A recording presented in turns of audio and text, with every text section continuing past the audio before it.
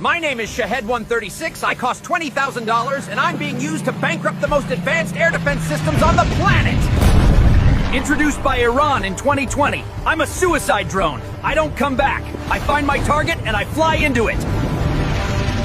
They don't send one of me, they send hundreds! While air defenses chase us, the real missiles get through.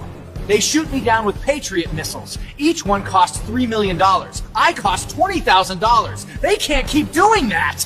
Russia fired 3,900 of me in a single month on February 2025. That's 130 every single day. That's one every 11 minutes. The US studied me, reverse engineered me, built their own version called Lucas. February 28, 26 Operation Epic Fury. They used it against Iran, the country that built me. From a factory in Iran, to Russia, to Lebanon, to America. The $20,000 drone that broke the rules of modern war. Follow our tune. Every day, a new weapon, a new story.